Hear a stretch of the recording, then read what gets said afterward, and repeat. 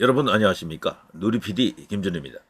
자, 지금 우리 정치 상황을 보면요, 저들 야권 좌파들이다라고 부르겠습니다. 그들 하는 짓을 보면 김건희라고 하는 여성 하나에 올인하고 있죠.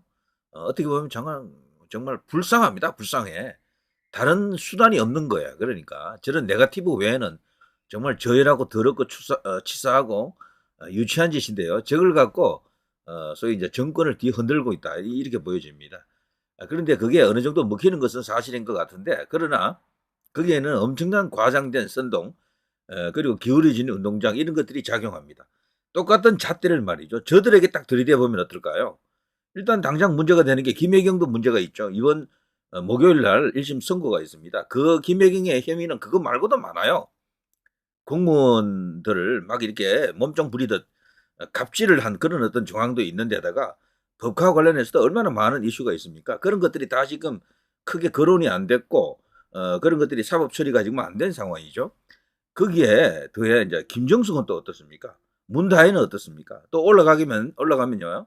노무현의 이야기, 노무현 전 대통령에게도 뭐 논두렁 뭐 시계 이야기 등등 해서 권양숙 여사 뭐 등등 해서 이야기가 있잖아요. 그런데 대해서는 왜 그렇게 우리나라는 관대합니까?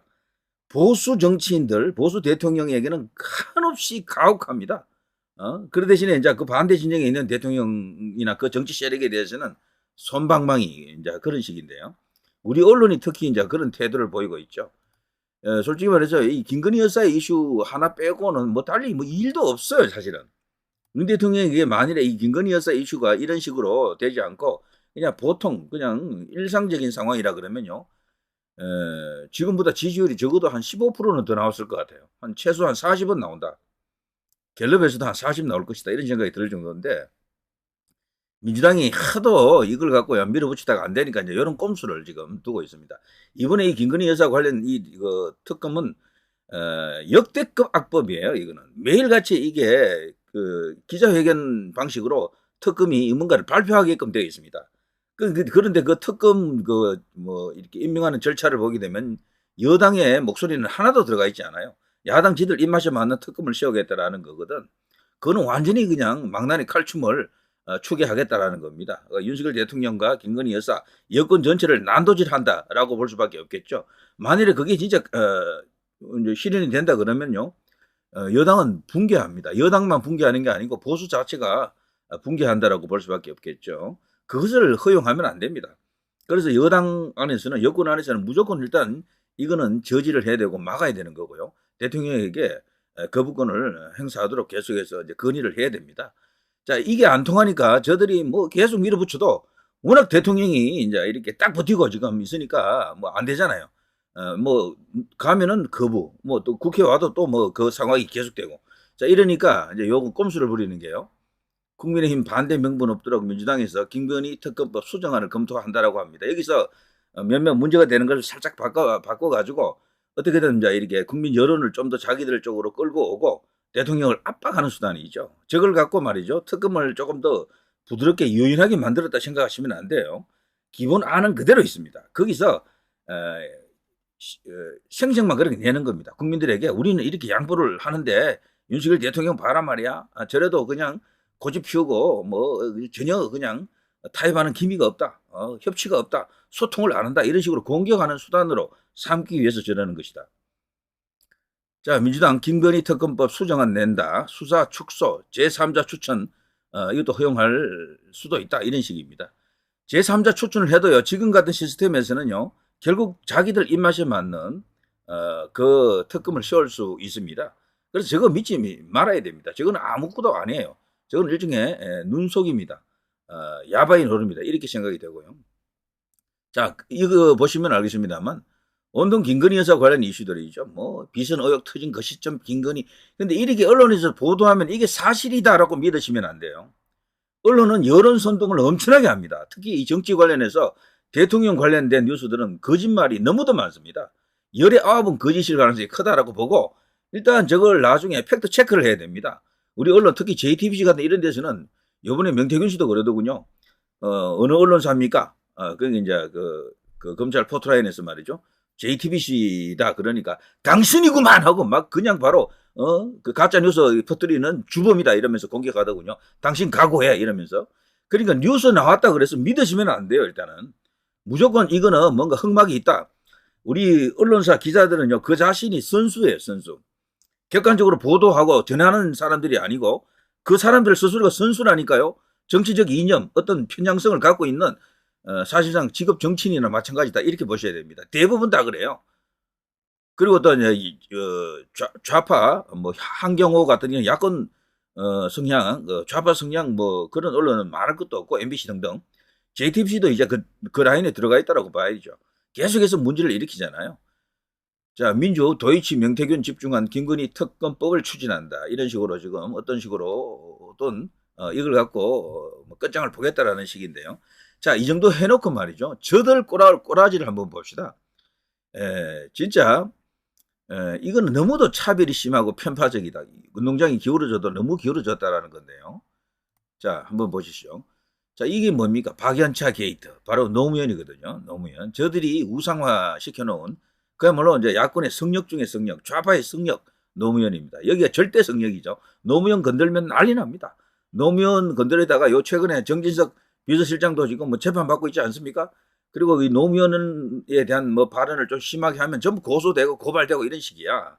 그러니까 이거 광주 5.18이 성역이 된 것처럼 노무현도 성역이에요. 김대중도 일종의 성역이 되어 있고 그런 성역들을 저들이 계속 만들고 있는데 그런데 노무현도 솔직히 객관적으로 보게 되면요. 분명히 말이 안 되는 짓을 많이 한 거죠. 응? 정진석 노무현 명예훼손 전말 진실은 단순했다. 자, 고 노무현 전 대통령의 640만 달러를 둘러싼 의혹, 팩트는 자 이걸요 우리 언론의 이 기울어진 환경을 통해서 어떤 운동장을 통해서 노무현은 깨끗한 사람인데 억울해가지고 스스로 삶을 마감한 것으로 이렇게 지금 정리해놓고 있어요.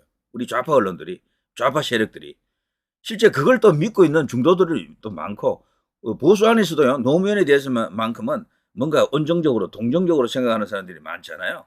근데 실상 그 내부를 조금 들여다보면은 이거 완전히 그냥 그렇고 그런 사이다. 그런 어떤 일이 있었다라는 걸 알 수가 있거든요. 자, 이인규 전 어떤 검사가 말이죠. 이 책을 하나, 이 폭로성 책을 하나 이렇게 던져냈는데 이게 상당히 큰 반향을 일으키다가 이것도 길게 못 갔잖아요. 이것 또한. 이런 게 이제 보수의 한계입니다. 반대였다라고 하면요. 저들이 이명박 대통령이나 뭐 박근혜 대통령 뭐 이런 사람들에 대해서 저런 어떤 폭로를 했으면 그게 굉장히 오래 갔을 겁니다. 폭발력도 컸을 거고요. 거기를 보게 되면 권양숙 명품 시계 받았다라는 것을 또 주장하고 있고요. 노무현 뇌물 혐의는 사실이다. 뇌물 액수도 엄청 또 크잖아요. 그게 뭐 몇십억 수준이 아니고 100억 단위를 넘어가는 것이기 때문에 이런 이야기들이 뭐 그냥 유야무야 끝나버린 거야. 수사 과정에서 그냥 뭐 초기에 그냥 그런 봉화 마을에서 부엉이 바위 그 일이 터져버려가지고 모든 게 다 그냥 올수톱되고요. 거기는 건들면 큰일 나는 성역이 되고 말았어요. 그것 때문에 노무현 본인도 성역이 됐고 노무현에 관련된 모든 이슈가 건들면 안 되는 언터처블 거기 이제 일종의 이제 소도 같은 신라시대 때 그 소도 같은 거기 접근하면 큰일 나는 그런 지역이 되고 말았죠. 그런 이슈가 되고 말았죠. 논두렁 시계가 여기 아주 고가의 논두렁 시계 두 개가 지금 뭐 거론된 이슈는 다 아시잖아요. 그게 문제가 되니까 권양숙 여사가 그냥 어딘가 버렸다 그랬는데 논두렁 시계 이거조차도요 사실로 우리가 다 알고 있는데 워낙 이제 여론 선동을 통해서 이걸 힘으로 이제 밀어붙여 가지고 저것도 마치 선동처럼 이렇게 만들어 버렸습니다. 우파에서 저걸 갖고 음해하기 위해서 의도적으로 선동한 것처럼 그런 식으로 만들어 놓고 있죠. 그렇지만 사실은 사실로 알고 있는 사람들이 많습니다. 분명히 저런 일이 있었다라는 거죠. 뇌물은 분명히 오갔다. 노무현 뇌물은 사실이다. 문재인 무능이 노 죽음 막지 못했다. 이런 주장도 옛날에 있었고요. 노 전 대통령 재직 중 알았다면 포괄적 뇌물죄의 가능성이 크다. 권양숙 여사가 받았던 뭐 어떠한 형태의 그 돈이든 뭐 물품이든 뭐 이런 것들이 있었다 그러면 그것은 경제 공동체 논리에 의하면은 당연히 이들은 뇌물이 되겠죠. 자, 이런 이야기들. 이 사실은 규명되지 않은 이야기들이거든요. 근데 김건희 여사를 여기에 딱 대입시켜 보십시오. 어디가 더 심합니까? 솔직히 말해서. 노무현 재단 권 여사 억대 시계 받은 건 사실이다. 이런 거 다 드러났었어요. 노무현 부인 권양숙은 뇌물죄로 감옥 안 가나요? 피아제 시계, 그 엄청난 시계 2개인가 그렇죠. 자, 이런 이슈가 있고요. 또 박연차 게이트, 논두렁 시계와 같은 내용입니까? 비슷하죠. 유시민이 밝힌 노무현 대통령 논두렁 시계 사건의 진실. 이걸 말이죠. 저들 이제 스피커들이 나서가지고 뭉개버렸죠, 전부. 유야무야 시켜버렸죠, 전부. 유시민도 그 중에 한 명이고요. 그러면서 급박을 하는 겁니다. 이런 이제 문제 제기를 하는 사람을 고발하는 겁니다. 고발. 근데 기묘하게도 우리 이제 법정이라든가 이런 데서는요, 노무현을 감싸는 식으로 그런 식으로 재판을 해주는 것 같습니다. 제가 볼 때는. 그래서 오히려 정당하게 문제 제기를 한 사람이 오히려 벌 받는, 전에 이제 서울경찰청장 그 사람 누굽니까? 그분도 그래서 나중에 사법 처리되지 않았습니까? 뭔가 발언했다가 노무현 관련해서 뇌물 받은 이런 이야기를 끄집어냈다가 그걸로 그냥 난리가 났었죠. 자, 뭐 이런 이야기도 쫙 나와 있습니다. 당신들 또 논두렁 시계입니까? 뭐 사실인데도 이들은 마치 선동하는 것처럼 몰아붙인다니까요. 근데 우파는 왜 이런 걸 못하느냐는 겁니다. 그래서 여론 환경, 소위 여론 선동력에서 상당히 이제 좌우가 차이가 난다 이런 것을 우리가 알 수가 있습니다. 노무현 논두렁 시계 논란 이인규 정정보도 소송 최종 승소했다. 예, 사실은 사실인 겁니다. 팩트를 갖고 싸워도 분명히 우파가 이길 수 있는데 이런 걸 크게 대형 이슈화 시키지 못한 거죠. 그리고 김건희 여사 이슈는 사실 어떻게 보면 작은 이슈야. 근데 이걸 어마어마하게 크게 지금 뭐 동네 디산만한 걸 그냥 에베레스트 산처럼 이렇게 크게 과장해놓고 있는 거죠. 자, 노무현 대통령 640만 달러의 진실은 이 640만 달러면 거의 100억에 가까운 돈 아닙니까? 정말 엄청난 이슈가 있었고요. 40만 달러 또 진실 게임, 검찰 새 뇌물 노, 2009년도 기사인데요. 100만 달러의 일부 뭐 등등등 여러 가지. 자녀 뭐 미국에서 공부하는데 거기 뭐 집도 사야 되고 등등 이런 일들이 다 그 당시 알려졌었잖아요. 그 돈을 어디서 이제 이렇게 조달했겠습니까? 그리고 누가 돈을 줬느냐? 이제 박연차 이분은 벌써 세상을 떠났기 때문에 모든 게 묻히긴 했지만 어쨌거나 노무현 전 대통령에게 분명히 이런 더러운 뭔가 거래가 있지 않았나, 뇌물이 있지 않았나라는 의심을 이렇게 피할 수가 없습니다. 이것을 사실로 보지 않는 것 자체가 이상한 일이죠. 비교되는 혐의, 비교도 안 되는 액수, 과거 이야기입니다. 이게 전부. 자, 노무현 600만 불, 노무현 뇌물 혐의 수사 일지, 노무현 가족 박연차 동거래만 130억 원, 단위도 큽니다. 130억. 와, 정말 김건희 여사를 여기 한번 대입시켜 보십시오. 거기다가 또 노무현은 또 장인이 말이죠. 이 공산주의자 아니었습니까? 예전에 이제 마산 거기서 거기 소위 말해서 이제 그 공산당의 그 끈앞을 혹은 그들의 그 수족으로서도 활동했던 그런 이력도 있다 이렇게 알려져 있고, 그래서 이 사상적으로도 엄청나게 이제 문제가 있는 인물인데 한마디 일갈로 그것을 정리해 버렸었죠 그 당시에. 자, 그렇더라도 지금까지 살고 있는 중앙지체를 버리란 말입니까? 뭐 이 한마디로 그걸 덮긴 했는데 이게 문제가 많은 거죠 어쨌거나. 자, 이렇게 노무현도 이렇게 건들면 말이죠. 어마어마한 이슈가 이게 터지는 겁니다. 대형 이슈가 있어요. 그런데 우리 언론이라든가 우리 정치권에서는 이걸 갖고 제대로 규명을 못하고 있는 겁니다. 성역화되어 있어 그래요. 그 대신에 이제 김건희 여사가 됐든 이명박 대통령이 되든 박근혜 대통령이 되든 이 보수 쪽의 이야기는 막 그냥 너 주고 바라는 식으로 뭐 계속해서 마녀 사냥을 하는 겁니다. 여기에 계속 놀아나고 있는 것도 보수예요. 중도까지 넘어가는 것은 이해간다 치더라도 보수가 또 넘어간다니까. 보수 지지율이 자꾸 빠지는 것은 넘어갔기 때문에 그래요. 선동이 넘어가서 그래. 그러니까 이런 어떤 조작, 날조, 왜곡 이런 선동이 자꾸 넘어가는 겁니다. 자, 이게 누굽니까? 이게 이제 김정숙 아닙니까? 시사쇼 정치다. 김정숙 여사 옷값. 한국은행 띠지드럼 관본권이다. 관본권은 세상에 나오면 안 돼요. 일반인이 그거 보면 안 된다고. 볼 수도 없는 거야. 그 돈이 왜 김정숙 옷 사는데 그게 결제수단으로 쓰입니까? 한 번에 1,000만 원씩 착착착착. 이게 말이 됩니까? 말이. 자, 이런 것은 권력형 엄청난 비리 범죄가 되겠죠. 김건희 여사를 여기 대입시켜 보십시오. 비교됩니까? 안 됩니까? 자, 김정숙 여사 옷값 관본권으로 치렀다. 수천만 원 현금 결제. 김정숙 옷값 출처 의혹 정폭됐다. 이런 기사가 나오긴 했었죠, 분명히. 그렇지만 한순간 이렇게 떠들고는 그냥 사라져. 그냥. 그리고 더 이상 이렇게 뒷심이 없는 거야. 이게 사실 끌어줘야 됩니다. 이슈는 대형화 시키려고 그러면은 한두 번 폭로하는 걸로 되는 게 아니고요. 이걸 이제 시간이 필요한데 가장 중요한 변수가 시간입니다.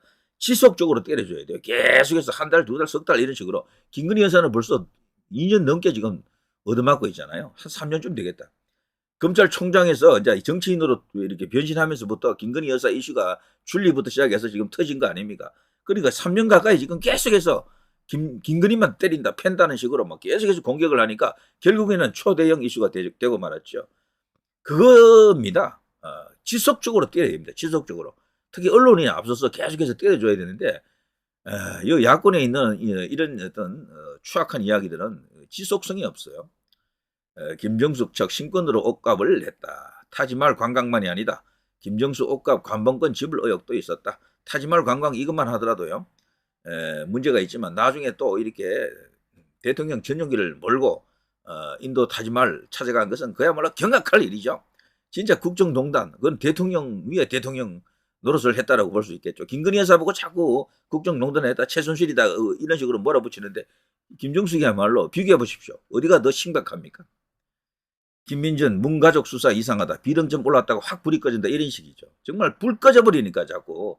불이 꺼져버리니까 더 이상 이렇게 지피기도 힘든 거야. 우리 같은 이런 사람이 어쩌다 한문석 이렇게 목에 핏대 올리면서 이야기해도 말이죠. 이게 이슈력이 크지 않다니까요. 이거는 대형 미디어들이 계속해서 언급을 해줘야 되는데, 그러자면 국민의힘 의원들 중에요. 계속해서 이걸 갖고 전문적으로 이게 휘두르는 사람이 있어야 됩니다. 계속해서 언급해주고 패고 까고 뭐 이게 폭로하고 이런 게 나와야 되는데, 국민의힘 의원들이 그냥 잠잠하고 있으니까 언론도 그냥 잠잠 이런 식입니다. 그래서 김건희 여사가 나쁜 게 아니고 이런 어떤 기울어진 운동장 이런 식으로 그릇된 잘못된 보도 관행, 분명히 여기에는 뭔가 카르텔이 있다라고 생각이 될 정도로 이상한 거죠. 자, 김정숙 옷값이 관봉권 특활비, 김민전 문재인 가족 수사 절대적으로 필요하다. 윤상현 김정숙 여사의 돈 나가게 한 공무원도 수사 대상 될 수 있다. 뭐 쭉쭉 나오잖아요. 수천만 원, 뭐 뭉칫돈, 관봉권. 말이 안 됩니다. 말이 안 돼. 자, 이런 것이 있고요. 김정숙 외유성 해외 순방 및 관광 논란, 김정숙 버킷리스트의 진실. 김정숙이 해외 다닌 곳을 찾아보면 전부 세계적인 관광지가 있는 곳이 대부분이었다라는 거죠. 그리고 여기 뭐 옷들 보면요, 이 옷도 전부 명품 옷이라고 알려져 있죠. 본인이 입었을 때는 뭐 이 본때는 안 납니다. 사실 속으로 때발이라 그러죠. 때발이는 안 나는데 어쨌거나 이런 엄청난 옷을 또 이렇게 몸에 휘둘렀죠.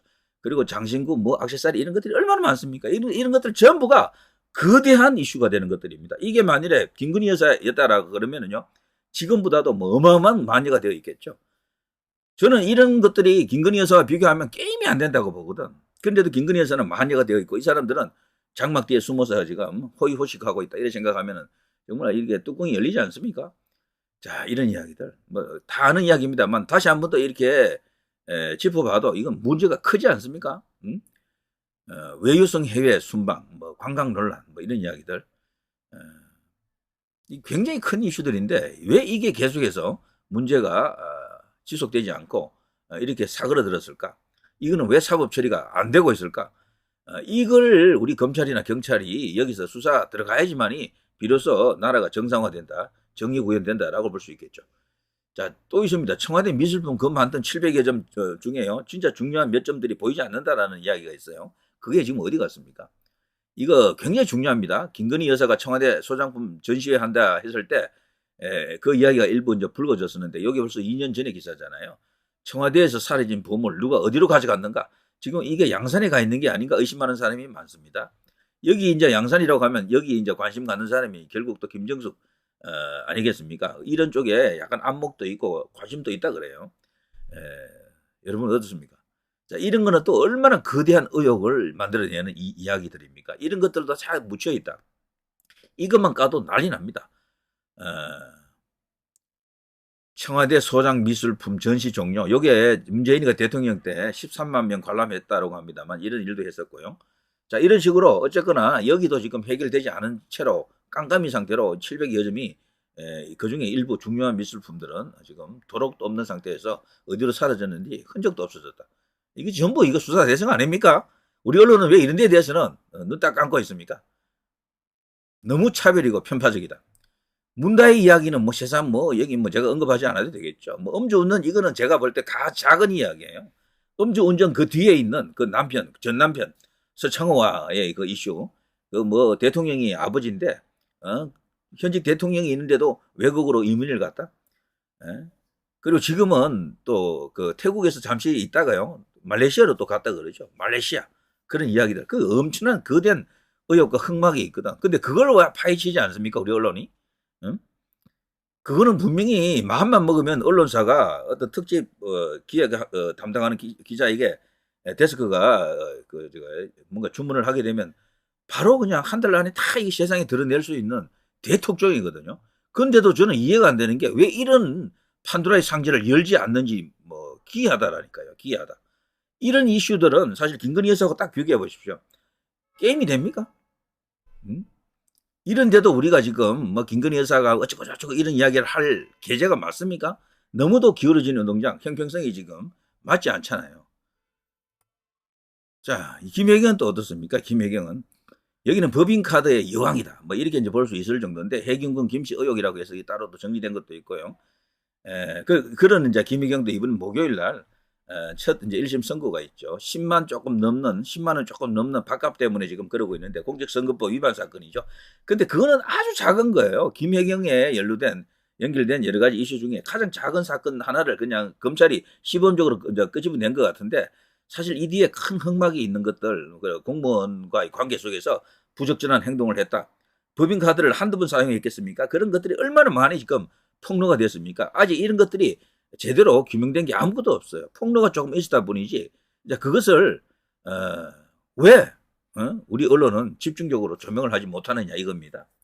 왜 김건희 여사만 때리고 잡고 있느냐? 김건희 여사 이슈는 사실 과장됐거나 왜곡되거나 날조된 것까지 있는 것 같아요. 그래서 너무도 심하게 지금 침소봉되어 있다. 이런 생각이 드는데 이런 이슈에 대해서는 왜 묵묵부답으로 있느냐? 언론이 왜 나서지 않느냐라는 겁니다. 물론 이것도 예전에는 조금 떠들었죠. 그 후에 이게 사라져 버렸잖아요, 완전히. 법카 사적 유용 의혹 김혜경 검찰 출석 질문에 묵묵부답 이런 이야기. 자, 법인카드 이것을 뚜껑을 열면 이것 또한 하나의 거대한 판도라 상자일 것이다. 거기다가 이 김건희 여사와 달리 여기는요 성남시장을 벌써 2번을 했고 경기지사를 했기 때문에 공무원을 부릴 수 있는 위치에 있었잖아요. 여기 보면요 김혜경의 위법 의전 그리고 황제 의전이다 뭐 중전 의전이다 이런 말이 있을 정도인데 거기다가 공무원을 마치 몸종 부리듯 불법적으로 사역을 시킨 일을 시킨 그런 여러 가지 이슈들도 많았고 법카 유용 이것 외에도요 여러 가지 이슈가 터집니다. 이재명 부부 공무원을 하인 부리듯 했다 이런 것도 있고 말이죠. 신상 밝힌 김혜경 법카 폭로자 공무원을 그야 몸종 부리듯 하인처럼 부렸다. 이런 것들이 다 알려지긴 했는데 지속성이 없다 보니까 이재명의 지지율을 깎아 내리는데 이재명의 지지율을 붕괴시키는 데는 기여를 못했죠.